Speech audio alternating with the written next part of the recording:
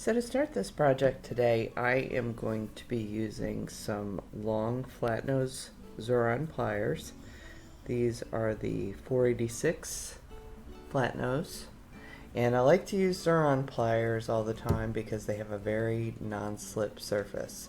So you'll probably notice with any other types of pliers that you find, it doesn't have this finish to them. There's only one other brand that I've found that does, and that is a brand called Swanstrom, and those are available at Rio Grande. So if you want real expensive, fancy handled pliers that can really provide more cushion and ergonomics for your hands, you can get those kind. Zuron are very comfortable too, very easy to squeeze, and they are very cost effective. So they run about anywhere between $20 to $30 a pair. Okay, so these are the type I prefer. Of course, if you're just getting started, I know you'd be tempted to just use the cheapest pair of pliers that you get at the craft store or something, but having this non-slip finish is really a huge benefit when you're getting started with chainmail because you won't slip off your rings quite as much. And then I'm going to be using a 90-degree bent nose. I use this one all the time, and I love it. But you could also use another pair of flat nose pliers or something like that you could use in your non-dominant hand. Okay, so today I wanted to show you, I'm going to pre-open my jump rings for this project. And of course, you know, normally I can open my jump rings like this. I grab around 3 o'clock, 9 o'clock, open the ring. I push away from me with the left, pull towards me with the right because I'm right-handed. You can do it the opposite. It's okay if you learn to do it differently. But you'll notice that the rings are slightly open in the direction that I'm telling you, and that's because they are made for a right-handed person. So there are places available that do sell left-hand opened rings, just so you're aware of that. The other way to open jump rings is, of course, with a jump ring opening tool. This larger hole here and the smaller hole side is what you want, and this larger hole is for a 16 gauge, this tiny one is for a 20 gauge. I just slide this in here. Again, I'm grabbing at 3 o'clock on my right. Around 9 o'clock, I slide it in at 9 o'clock on the left. It goes from about 7 to 11 o'clock, and pull towards me, push. Okay, and then I want to show you the reason I'm taking you through all these practices is when I use 16 gauge rings, these are really thick for me because I mostly do micro mail.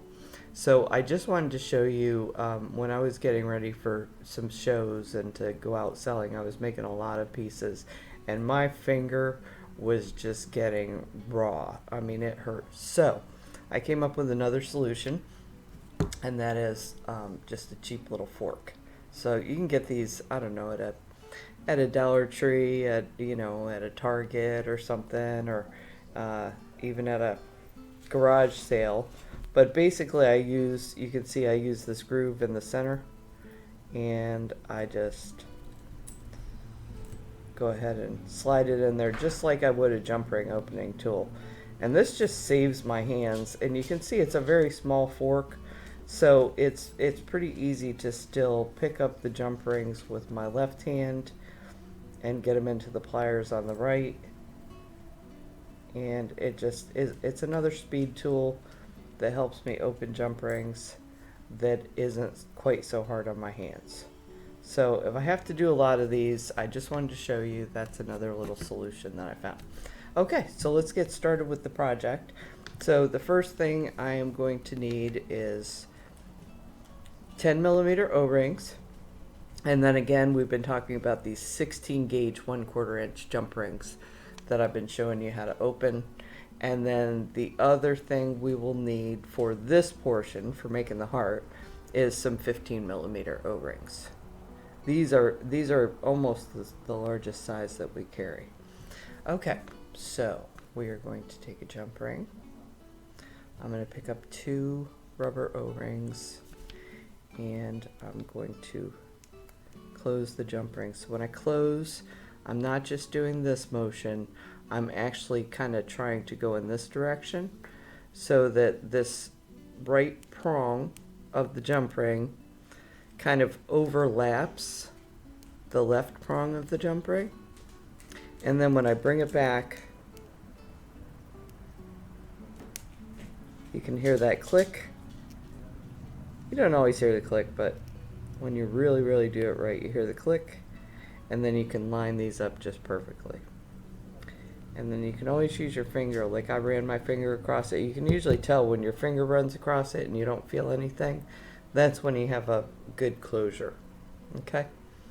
And then I'm going to take another and pass it through those same two rubber O-rings.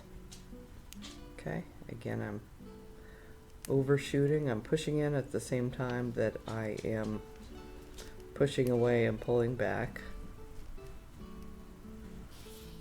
Okay. And then I'm going to lay this down just like this. Now I'm right-handed, so I'm working this way. If you're left-handed, it's okay to work in the opposite direction, of course. And we're going to start a closed ring Byzantine. So in order to do that, basically what I want to do is I'm going to take this jump ring and I'm just going to slide it through this first jump ring here. Okay? So these O-rings are staying to the left side, and I'm kind of splitting between these two. So I pass through one, and then I'm going to pick up, when I do this, this other jump ring is going to drop. That's okay. I'm going to pass through one, pick up two O-rings, and then I'm going to bring this ring back up. And you'll notice when I do that, and I pass through it from the inside to the outside, that my jump ring is facing back towards the original pair of O-rings that I put on. And that's basically what happens with Byzantine. You're kind of, when you close your jump rings, you're closing them back towards the work as opposed to moving out from the work. Okay? So it's going to look like this when you're done with that step. Okay? So that's one side. And then Byzantine has two sides to it. So I'm going to flip this over. Okay, and this side's going to be a little bit easier because basically what we want to do is just pick this up with our left hand, and you see that I kind of squeezed these two jump rings around these two new O-rings that we're adding on, and you see I just slide through all four of these.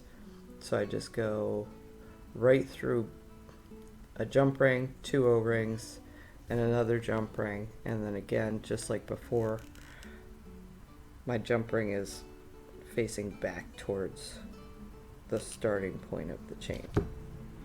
Okay, and there we go. Okay, now I'm going to do that again. I'll do it a little faster this time, but we're basically doing the same thing. So I'm going to add a jump ring.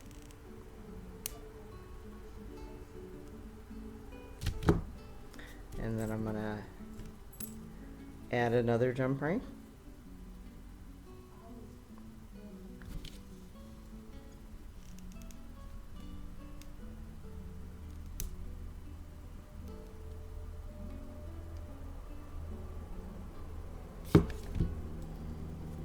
Okay.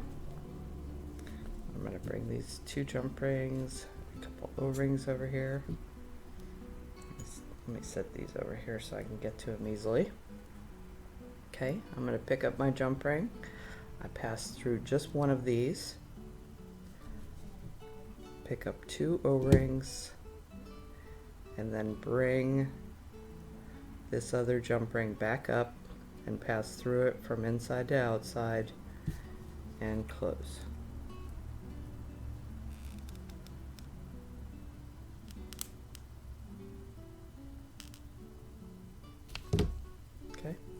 And then I'm going to go to the back side of the work. You see how this is all just loose back here. And again, I'm going to squeeze these two jump rings together. And then I just pass through the jump ring, the two O-rings, and the jump ring. And close.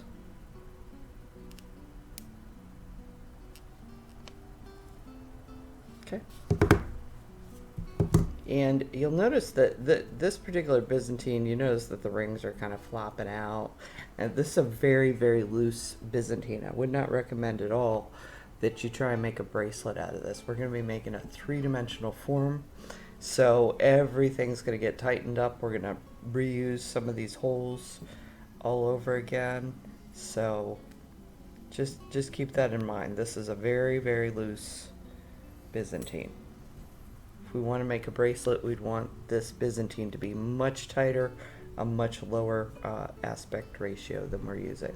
Okay, so now I am going to continue like I did before.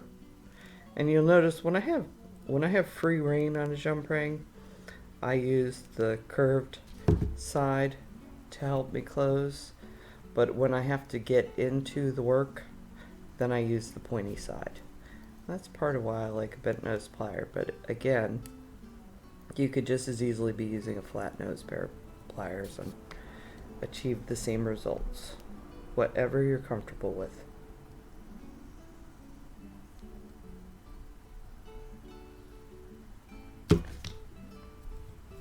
Okay, so we've got two there. Now this is when things are going to change. So this time, when we add these next two jump rings, I'm going to be adding the Byzantine in using larger O-rings. So this time I'm going to use 15mm O-rings. It may look intimidating, but it's really just the same thing. So we're going to pass through the first jump ring that's closer to us. We're going to pick up two 15mm O-rings, and then we're going to bring that second jump ring up and pass through it from the inside of it to the outside of it. Again, you notice I turned my pliers back around, so I have the pointy end, which you kind of see how it's almost sitting inside of one of the jump rings of the work. Okay, so that side's done, and now just like before, okay, we're going to squeeze those jump rings together around the O-rings, and we're going to pass through the jump ring, the two O-rings, and the jump ring.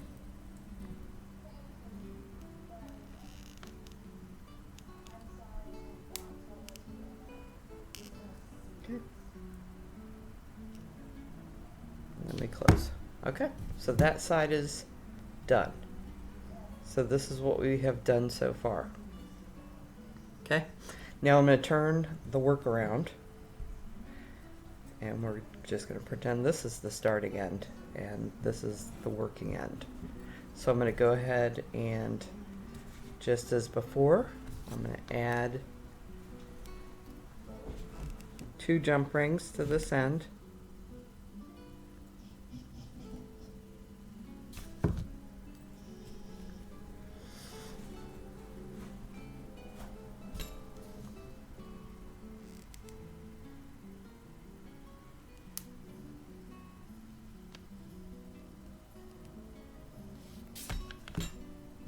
Okay, then I'm going to bring in a couple of 15mm O-rings.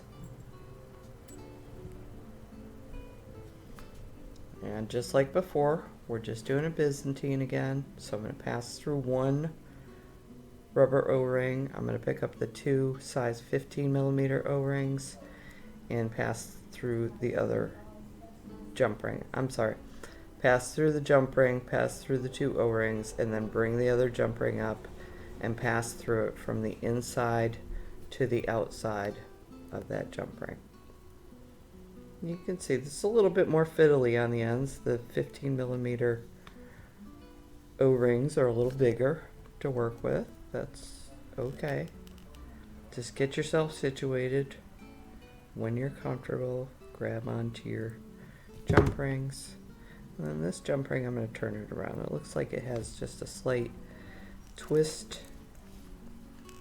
to the jump ring.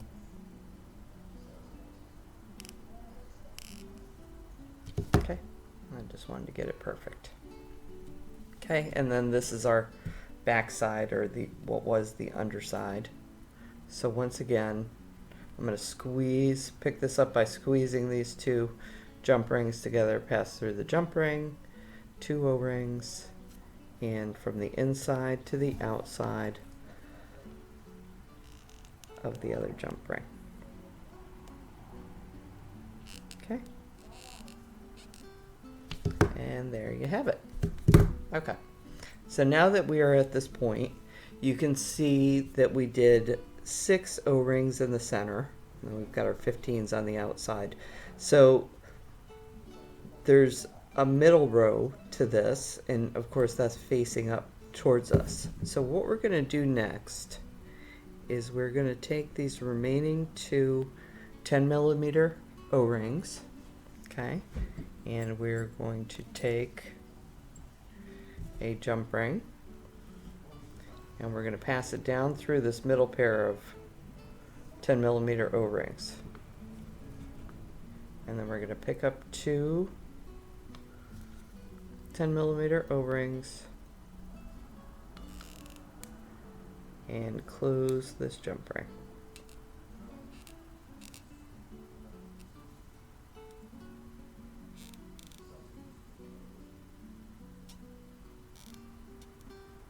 Okay.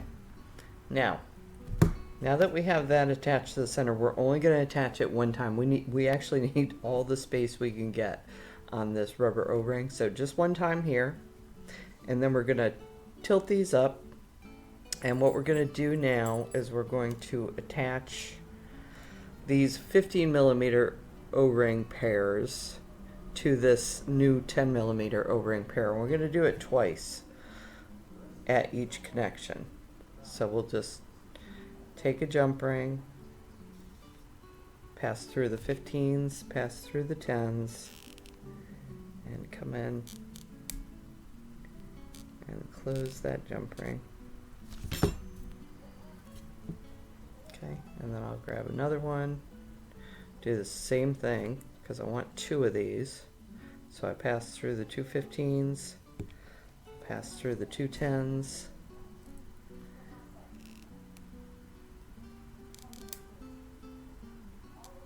okay, close that, and then we're going to do the same thing on the other side. So I do find it's easier, you can do it any way you want, but I do find it easier to pass through the 15s first and then through the 10s. Just seems to be an easier path because the 15s are a little bit thicker.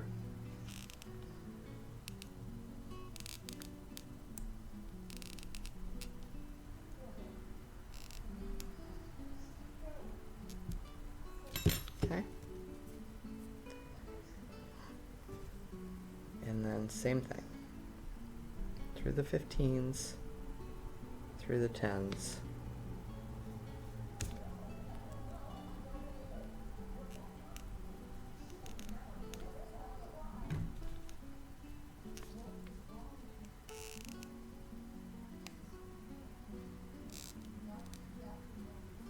Okay, and there you have it.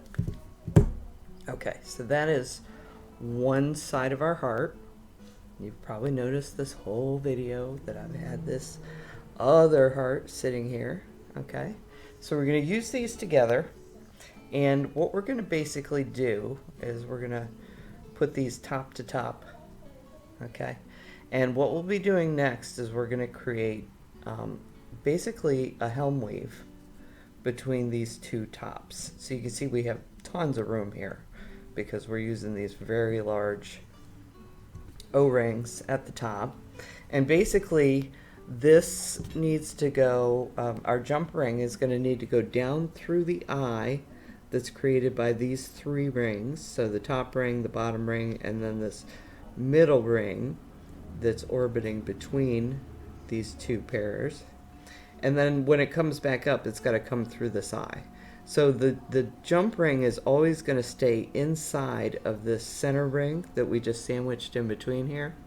And it's going to be passing through the eye on either side of this. So I have some jump rings hiding away over here, trying to escape me. Okay, so I'm going to take this ring. Now I'm going to break this apart, but I wanted you to see what's going to happen before I show it being put together. Okay, so we are going to go down through the eye. See how there's, I'll show it to you from the side. See how there's 3 rings there? And it's attached because I'm on the inside of this ring that's going to be sandwiched between the layers. And then when I grab the other side of the heart, basically what I want to do is kind of split these open, and I'm just going to link through one of them, the bottom one, okay? And then I'm going to push my jump ring up through the top, and then bring this second top 15mm O-ring back up over the jump ring. So see how that is going through the eye created by these 3 rings? Okay, and that's all there is to that.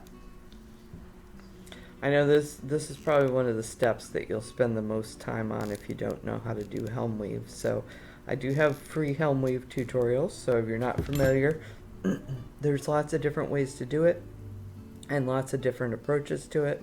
But when we're using closed rings,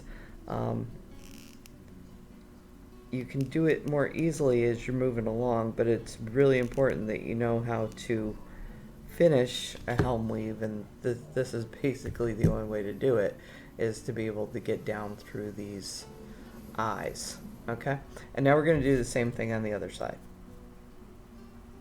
So we'll take our ring, I'm going to slide it between these 2 15mm O-rings.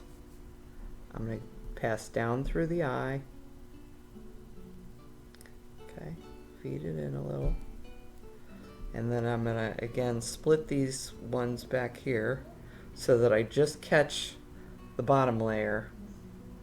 I'll pull this O-ring around the jump ring so it's back up to the top again, and then I push this other 15mm O-ring over the jump ring.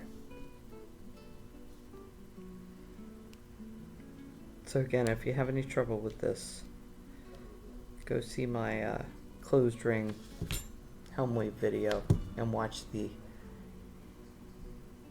end portion, or try making one, and you'll get some practice at it. This is not hard.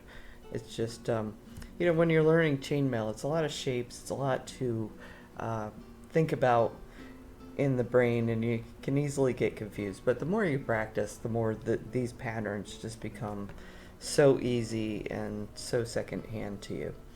Okay, so where I just did these helm weave rows, this is kind of like a hinge. Okay, so this is going to get now folded in half, and now you can see this 3-dimensional shape all of a sudden forming.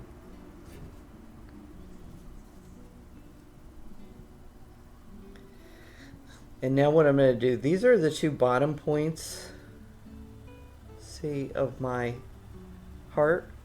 So I'm going to pass through the 2 O-rings at the bottom point of one side and through the 2 from the other side. Okay, and then we'll close this jump ring.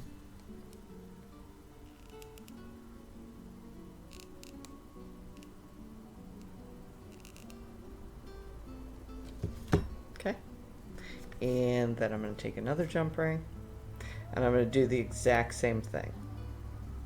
So we're just passing through these 4 bottom point jump rings all over again. Nothing to it. And something else you can do, I'll just show you this here. When you have 2 jump rings that are side by side, sometimes it can be hard to grab onto the jump ring in the section that's real close to the other jump ring. So you can always turn your work around and get your dominant hand pair of pliers in there, and then bring in your non-dominant hand on the side that's kind of sticking out more, and it may make it a little easier. Now I just turned that around because I just didn't like this jump ring has a slight twist to it, and I can correct that by turning it back around and just spending a minute on my closure Okay, and this is where we are now. Okay, so our heart looks a little funny because, I don't know, it just doesn't have a good point to it. So what we will do next is we're going to bring in some more jump rings. I think I'm short by one jump ring somehow, so let me just get one more out here and open. I'm going to need 4 more jump rings. Okay, so now you can see with our 3-dimensional shape, we just seem to be, this bottom point just isn't, it's not enough, okay? So we're going to add to this now. So I'm basically going to take a jump ring, and let me get some 10mm O-rings out here. Okay, and we're just going to make another Byzantine. Now this is a tight little spot to do a Byzantine, but we only need to do 1 row of it, and we're just exaggerating the bottom point of the heart. So I passed through one of the jump rings just like before. I picked up 2 O-rings, and now somehow I need to get these kind of split. Okay, see how I pulled that other one out so that I can pass through that second jump ring that I just added. Okay, so it's the same as we were doing at the beginning. It's just pass through a jump ring, pick up 2 O-rings, pass through another jump ring, and then we're going to close the jump ring, and that jump ring is being closed where it's facing back towards the work.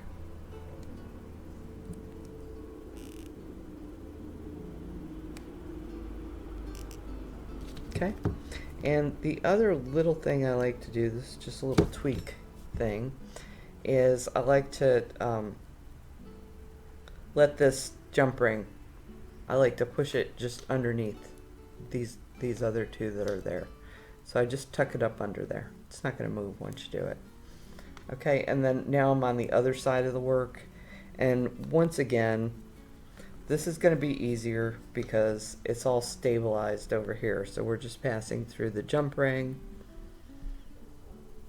the 2 O-rings, okay, the other jump ring, and bringing the jump ring around so it's back towards the work, and then we close that jump ring. Okay, and just like on the other side, I like to take this jump ring and tuck it up under these 2. Okay, just to give it a little bit of finesse. So I just tuck that up under these 2. Okay, not really doing anything with it. This just can move a little bit, so I'm just situating it underneath. Okay, gives it a little bit more dimensionality. Alright, and that's all there is to it. That is our 3D heart. I am going to show you how to make just a simple little chain for this. But, you know, I used to think there was all these materials to making this. There's the 15s, the 10s, and the 16 gauge and a quarter. And I'm going to be using different sizes to make the little chain and add it to the keychain. But just keep in mind that when you make a little chain to come off this, if you want to make a bunch of these yourself, you can use other materials that you have on hand to make the chain. So if you have light pink and something else and you'd prefer to do a Byzantine chain off of here, or you'd prefer to do maybe a little barrel weave chain to get up to your keychain, that's totally alright. And you know, use what you have so you don't have to buy like a ton of materials, because you know, just making this part alone, the thing that you'll need the most of is the 16 gauge and a 1/4 inch jump rings. You'll need a lot of those, and then with the 15mm and the 10mm, those, you know, just even a small bag of them will probably make a couple of these. So just keep that in mind as I go into this next part, that you know, I'll put this together in a kit for you so you can buy all the components together, but if you go to remake these, get creative with your chain, because that is not going to take away from the heart design that we have going on here. Okay, so now we are ready to make the chain that's going to go on the end of this and attach our key ring. And basically, I'm going to bring back in my jump ring tool to open these. I think I only need 5. These are 18 gauge 3/16 inch jump rings. So I'll just open them real quick. I thought I'd start showing you a little bit of me opening the jump rings just so you can see how fast it is with the jump ring opening tool. And I think when you're learning to use it, you know, once you get the hang of it, it's great, but it just takes some people a little bit to get the hang of how that works. Okay, so I'm going to take a jump ring, and you notice that we have these big jump rings that are sticking off the tops here, so we can just link to one of those. And I'm just going to do a 1x2 chain for this. Okay, so I'm going to pick up 2 rubber O-rings and close. These seem so soft and easy and pliable after working with the 16 gauge rings. But 18 gauge are nice, sturdy. You know, they're good thickness. They're going to last a good long time. Okay, then I'm going to just take another one. Now, just bear in mind, I could have done 2 jump rings off here and started a Byzantine chain very easily. But I just kept this simple. I just wanted to keep my little chain on the end of this very simple. And I wanted to incorporate the rubber and use, you know, really all the same colors that were very matchy-matchy. And you know what? Silly me. So I passed through these 2 O-rings. I'm just going to pick up 2 more O-rings. I forgot I was making a 1x2 chain. Okay, so it's just a jump ring separating 2 O-rings in each step. Very simple.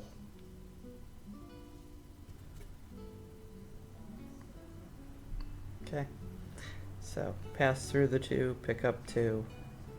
This is as easy as a chain gets, but as I said, you can get a lot fancier with this if you want to. And I would just suggest, you know, check your stash, see what you got, see what's going to match or complement the colors in this, and go for it. Okay, so that's 1, 2, 3. I need 1 more row. So I pass through 2 O-rings, pick up 2 more O-rings.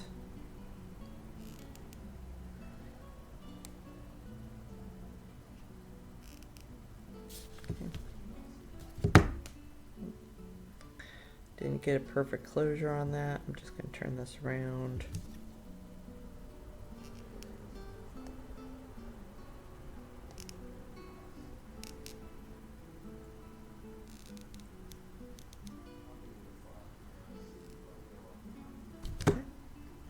And then this is going to be our last jump ring.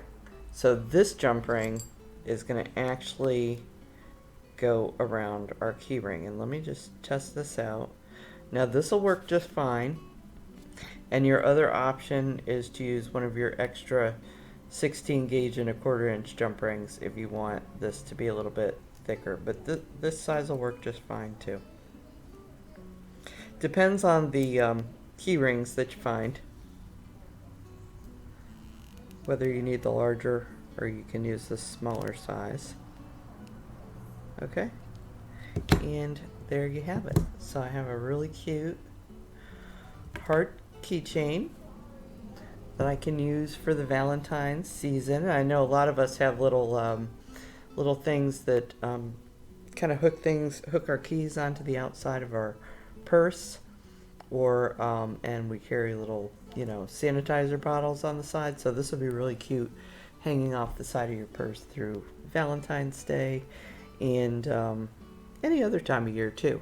And keep in mind with the hearts that you can make these in other colors. I do very much think that doing a tone on tone is best, because with the shiny and the more matte finish of the rubber O-rings, I think it's better as one color. But it doesn't have to be perfect. So I did this one. This is with neon flamingo and rose colored jump rings, and this has a little bit more of a contrast. The reason I didn't make this one into a kit is that my 15 millimeter O-rings are just a slightly different die lot than the 10 millimeter O-rings, so it creates a little bit of an ombre effect, which I think is fine, and I actually don't think anybody would probably notice it but me. But that's why I didn't do that. But here it is in another color, and then just like the ribbons that people do for charity, in all the different colors, cancer colors and things like that.